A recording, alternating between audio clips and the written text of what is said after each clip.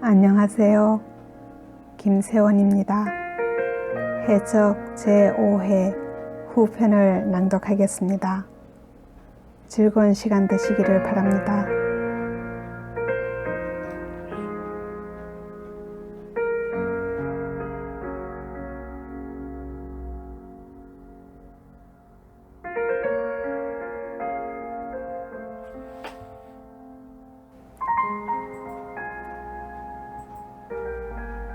시대가 바뀐 것이었다. 간신히 검거망을 피해 살아난 깡패들은 전국 도처로 흩어져 잠적하거나 신분을 감추고 산속의 사찰로 숨어드는 터에 다시 세상으로 나와 패거리를 짓고 주먹 다툼을 벌인다는 것은 가당치도 않은 일이었다. 노 스님의 말씀이 옳았다. 얼마나 부질없는 세속의 망상이었던가. 잘못한 전비와 함께 뉘우친 그는 잘못된 사심을 버리고 불가에 입문하였던 것이다. 하엄경에 이르기를 나는 마땅히 널리 일체 중생을 위하여 일체 세계와 일체 악도 중에서 영원토록 고통을 받으리라 하시고 또 이르기를 나는 마땅히 저 지옥, 축생, 염라왕 등의 처소에 이 몸으로 인지를 삼아 모든 악도의 중생을 구속하여 해탈을 얻게 하리라 하셨소이다.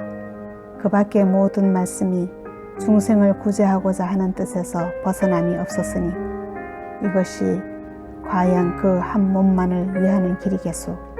부처님은 구세의 일념에 있어서 참으로 철저하셨던 것이요. 우리가 무엇으로 이 은혜의 보답을 할 수 있으리까? 그는 거듭 깨달음을 얻으면서 만행의 길을 나섰고 걸승으로 사바세계를 떠돌아다니며 밤이슬 속에 한대잠을 자고 얻어먹는 닭발로 겨우 연명하며 석가모니 부처님의 가르침을 깊이 깨우친 뒤 그는 너른 바다에 이 섬 저 섬 가난하고 병들어 고통을 받는 중생들을 찾아다니다 영구함에 머물게 되었고 그 만행길에 핏덩이를 주어 얻은 생명이 지운이었다.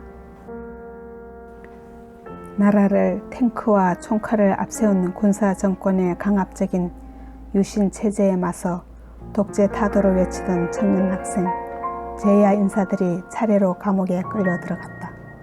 그의 마음속에서 떠난 적이 없던 백기환은 백범사상연구소를 이끌며 군사 독재와 맞서 민중운동을 벌이고 있었다. 일시 국토개발대에 동원되어 서울과 대도시의 뒷골목에서 자취를 감추는 듯하던 건달 깡패들은 다시 전국 도처로 흩어지고 숨어든 곳에서 주먹새를 과시했다. 그들은 대부분 가진 자들의 사냥개가 되거나 조직을 형성하여 상인과 가난하고 힘없는 사람들을 못살게 굴었다. 불제자가 되어 깨달음을 얻은 정려 스님은 나라와 민족을 위해 무엇인가 크고 의미 있는 일을 해야만 했다. 그러나 자신은 이미 다 늙어버린 몸의 한계를 느끼며 불도를 닦던 중에 젊은이를 만난 인연이 대의를 불러오는 계기가 되었다. 망심은 혈기이며 사이다. 혈기란 또한 혈의 재앙이다. 혈이 위로 올라가면 안색이 바뀌고 노기를 보이게 되느니라. 정려 스님은 헛된 매로 우만의 만기를 다스리고 나서 정법을 가르쳐 주었다. 틀이라는 것은 가슴에 품고 있는 기, 안으로 품어서 드러나지 않는 기인이라. 막 발하려는 기의 한순간을 잡아서 기틀이라고 하는 것이다. 적과 마주보고 섰을 때에 적이 도전해 오려고 하는 그 일념이 미처 움직이기 전에 기선을 제압하여 그 기세를 꺾어버리는 것이 필승의 극이니라. 우만이 봉을 잡고 지은 스님과 마주서며 대련 자세를 취하고 나자 정려 스님은 말하였다. 몸을 세우는 방법이 바르지 않으면 뼈와 힘살이 짝이 되지를 않느니라. 뼈와 힘살이 짝이 되지를 않으면 힘살과 뼈가 뻗어나지를 못하고 힘살과 뼈가 뻗어나지를 못하면 마디마디가 어긋나는 것이며 마디마디가 어긋나게 되면 한 몸의 기력이 허하게 되느니라. 기력이 허하면 배꼽밑이 실하지 못하게 된다. 배꼽밑이 실하지 못하면 온 몸의 기는 위에서 뭉쳐 막히게 되느니라. 그렇기 때문에 어깨와 팔, 가슴과 등이 굳어지는 경병을 일으켜 몸과 몸이 하나가 되지를 못하는 법이다. 이 점을 반드시 명심하여라. 우마는 큰 스님의 말씀을 깊이 새기었다. 그러면 아까 권법 대련하던 것처럼 우만이 먼저 공격해 보아라. 지훈이 적수새로 봉을 감아 젖히며 발을 뒤로 빼고 왼봉을 비스듬히 낮추었다. 우만은 지훈 스님을 향해 봉을 찌르며 공격해 들어갔고 지훈 스님은 왼발을 옮겨 날렵하게 물러나면서 들어오는 공격을 오른봉으로 쳐 막았다. 서로 공격과 방어쇠로 봉을 찌르고 감아 젖히고 위아래로 막아치고 뛰어올라 몸을 날리고 공격해 들어오는 봉을 피하고 막아내는데 기합 소리와 봉이 엇갈리며 맞부딪히는 소리가 바닷가 바위에서 물보라로 요란스럽게 부서지는 파도 소리를 제압하고 있었다. 세상은 과거와 현재가 공존하느니 내가 갈고 닦는 무예는 문명의 이기와 조화를 이루어야 하느니라. 정법을 터득하고 난 우마는 갈고 닦는 수련을 계속하였다. 출중한 정법보다 몸과 정신을 반드시 하는 걸 잊었더냐. 우만이 무예의 경지를 더해 갈수록 정려 스님의 호령은 불같았다. 제3장 남항. 썰물이 진 바닷가엔 조그만 물대새들이 먹이를 찾아 걸어다니고 있었다. 개펄에는 눈자리를 들고 뻘을 떠먹는 칠개와 흰 가루처럼 깔린 넓적 콩게를 주워 먹는 갈매기, 단개들이 수천 수만의 구멍을 열고 머금었던 분비물을 토해내며 숨을 틔우고 진퍼를 헤집고 다니며 먹이를 찾는가 하면 끼리끼리 짝짓기를 하느라고 끈적끈적한 땀을 흘리며 아우성을 치기도 하였다. 바로 생명의 소리였다. 마을 아낙네들은 머리에 수건을 쓰고 치마를 훌쩍 걷어 올려 허리에 처매 입은 몸을 엎드리고 함지박을 이끌어가며 바지락을 잡고 있었다. 개펄은 절반이 거친 안방과 자갈이 깔려 있었다. 진펄이 반반한데 호미에 자갈처럼 버벅거리는 것 모두가 바지락 무더기였다. 개펄을 한 자락 파내서 바지락을 수북이 모아놓고 함지박에 주워 담으며 자선댁은 투덜거렸다. 주먹댕이 같은 피조개, 새조개를 십리길 남항 시내로 목이 휘어박혀 머리에 이고 등짝에다 저 나르기 바쁘던 거의 엊거진 뒤 청승맞게 바지락이나 잡으면서 공색을 떨고 있을랑께 한심스럽건머니라이. 하정리에선 어촌 계장이 노름으로 거들나풀고 뻘밭가장 대처 사람들에게 풀어먹었다는 소리도 못 들었는가. 새마을이 아니라 개마을이시. 그놈의 개마을이 아니면 기름진 뻘밭 까막바다가 관청 높은 자리 사람들에게 넘어가기를 하겠는가. 잘 살아보자고 걱정을 떠는 것도 좋지만은 뭔 일을 하려면 형편에 닿도록 해버려야지라. 누가 아니란가. 가만 냅둬도 뭐다 살만한 사람들을 더 잘 살게끔 해준다고 들볶아 대갖고 결국은 떨거럭거리는 쪽박을 차게 생겨버렸으니께 하는 소리 아니가 말이시.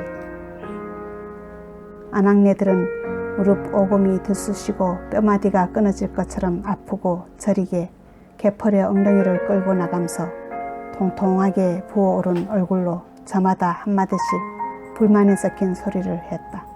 남편을 바다 풍랑에 잃고 청산과부로 나이 들어 기민머리가 희끗해진 월천댁은 무견히 개펄밭을 호미로 헤집어가며 바지락 하나라도 더 잡기에 여념이 없었다. 우리도 대처로 나가야 할까 보고만이라. 경심이 하고 엊그제 서울로 올라간 양숙이도 공장에서 돈을 잘 벌고 있다고 아나요. 서울로 올라가면 함지박 생선장시를 해먹고 살아도 남한 변두리 시장 바닥보다 낫구라. 마을들이 장시를 해도 먹고 살만 하더거들 안압디여. 그란디 요렇게럼 오금저리고 수시기에 바지락을 잡아갖고 언제 좋은 시상 볼 거여라. 장시는 아무나 한답디여. 그것도 죄다 수완이 있어야 하고 낯간지러운 중을 몰라야 하는 거 이제. 종만이네는 서울서 자리 잡고 산다는 소리도 못 들어봤는가. 그 집 아들은 트럭을 몰면서 돈을 벌어오고 두 내외가 리어카에 이 물건 저 물건 받아 싣고 질거리 장시를 하다가 시방은 쬐깐한 가게 하나를 내갖고 쏠쏠하게 재미를 보고 산다요. 일찌감이 올라간 철구는 남의 집에 있다가 큰 술집을 하나 차려갖고 볼세 사상소리를 듣는다고 안압디요. 저 작년에 집을 나간 병환이도 거기 함께 있고 선희도 거기서 책상머리에 앉아갖고 경린가 뭐를 본다고 하더머니라. 아무리 글크럼 돈을 벌어 잘들 산다고 해도 거기는 낯설고 물설은 타양 객지가 아니란가. 사네 못 사네 해도 지 놀던 물이 좋지라잉. 돈 잘 벌어 사는 남의 집 이야기에 고단한 삶을 한탄하면서 아낙네들은 플라스틱 함지에 바지락을 가득 채웠다. 그 사이에 개펄을 쭉 빠져나갔던 물이 다시금 슬금슬금 기어 들어오기 시작하고 있었다. 자선댁은 무릎 관절이 욱신욱신 당기는 오금을 펴고 일어나면서 뼈마디가 저린 허리쉼을 하였다. 개펄밭엔 밀물만 들어오는 게 아니라 멸치잡이 배들이 군데군데 널쪽처럼 떠있는 까막바다에도 보랏빛 황혼이 지고 있었다. 시상이 워치크럼 갈수록 살기가 사나워지는 것인지 모르겠구만이라. 검버섯이 찌든 자선댁의 얼굴에 수심이 가득하였다. 그래도 인자는 새마을로 동네마다 살게크럼 보릿고개가 없어졌다고들 아내라. 월천댁은 바지락이 담긴 함지박을 옮겨놓으며 말했다. 그만 들어들 가세. 쌍둥어매는 허리를 펴고 일어나 손에 쥔 호미를 바지락 함지 위로 던졌다. 그녀는 뻘바지에 손을 쓱 문지르고 나서 머리에 쓴 수건을 벗어 또아리를 만들었다. 물은 점점 가까이 다가들고 황혼은 어둡게 짙어갔다. 아낙네들은 바지락 밖에서 함지박을 머리에 이고 들고 뻘밭을 기어나왔다. 언제나 세상살이가 소홀 흐르는가이. 쉼없는 천국 속 백성들이 언제는 좋은 시상이 있더란가. 소리 깨나 하는 월천댁은 한숨 어린 말미에 노래소리가 흘러나왔다. 어메 울어매는 뭐 하려고 날라왔던가. 저 산 넘어서면 산도 좋고 물도 좋은디 셀것 남성 땅에 뭐 하라고 날라왔는가. 언제 이 바지락을 한 바구리 다 파서 우리 집에 갈 거나. 마을은 어스름 땅거미가 지고 있었다. 굴껍질 구죽더미가 쌓인 마을 어귀로 들어서면서 쌍둥엄의 월천댁이 양철 삽작 죽담을 돌아 들어가고 선착장 마당머리에서 아낙네들은 사라져갔다. 자선댁은 정수리가 내려앉도록 바지락 함지를 머리에 이고 한 손에는 바지락 바켓을 들고 고사철 들어섰다. 집에서 쪼르르 쫓아나와 어깨가 빠질 것 같은 바지락 바켓을 받아주는 식구가 하나도 없었다. 그녀는 혼자 바지락 함지를 머리에 무겁게 이고 끙끙거리며 마당으로 들어섰다. 어둑한 집안은 아무도 살지 않는 빈집처럼 횡령그렁하였다.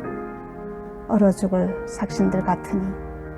자선댁은 손에 든 바켓부터 터방 위로 올려놓고 정수리가 내려앉을 듯한 바지락 함지도 내려놓고 터방 위에 털썩 주저앉았다. 방 안에서 술 냄새가 풀풀 풍기고 있었다. 원수가 따로 없지라잉. 자선댁은 악에 바치는 소리를 퍼부었다. 그때를 같이해서 고삿길을 내려오는 발걸음 소리가 투덕투덕 들려오고 있었다. 하나밖에 없는 아들 홍백이었다. 이놈아, 허구한 날 어디를 말탄 강아지처럼 쏘지르고 댕기는 것이여. 자선댁은 아들을 보자마자 역정이 나는 소리부터 질렀다. 고등학교를 졸업한 뒤로부터 집에 들어오는 날이 별로 없는 아들이었다. 네 잘난 아버지가 허구한 날 저렇게럼 고주망태가 되어 술타령이나 허거들랑 니놈이나 쫓게 정신을 차려야 할 거이 아니여. 자손 대대로 내려온 앞바다를 날강도들에게 모다 뺏겨버렸으면 남들처럼 대구리질이라도 해야 목구멍에 풀칠을 하면서 살 거이 아닌가 말이여. 자선댁은 꼴사납게 건들거리고 나대는 아들의 납바대기를 쳐다볼수록 애성이 받쳤다. 어머닌 어쩌자고 나만 보면 야단이어라. 나가 다 썩은 발동선을 타고 나가갖고 우만이처럼 관리선 무지먹지한 놈들 몽댕이를 얻어맞고 어두운 밤바다 고깃밥이 되어뿌야 속이 시원하겠으라이. 홍백이는 아무 할 일 없는 건달처럼 삐딱한 고개를 외로 꼬고 껌을 질겅거리며 투덜거렸다.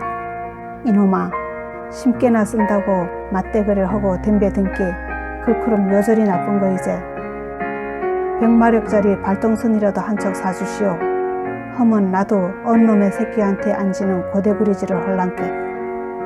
고대구리는 커다란 자루 모양의 그물을 로프에 연결하여 개풀 바닥을 훑으면서 어획하는 그물코가 아주 작고 어구 입구를 넓히는 전개판까지 부착하여 바다 밑바닥을 샅샅이 훑어 어린 물고기까지 모서리 남획하는 불법 어구였다.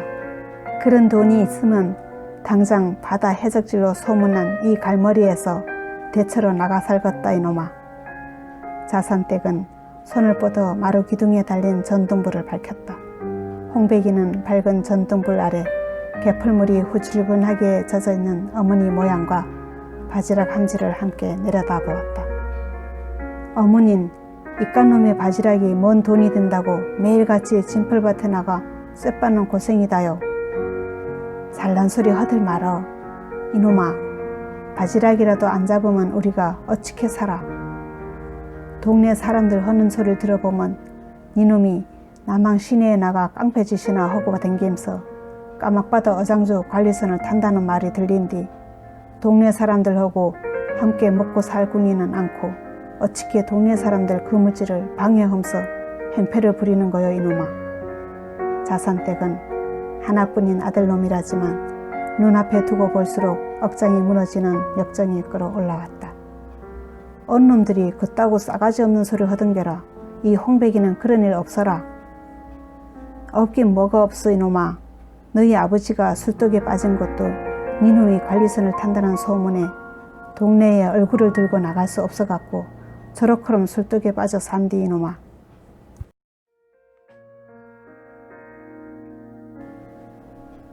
끝까지 시청해 주셔서 감사합니다. 제6회에 다시 뵙겠습니다.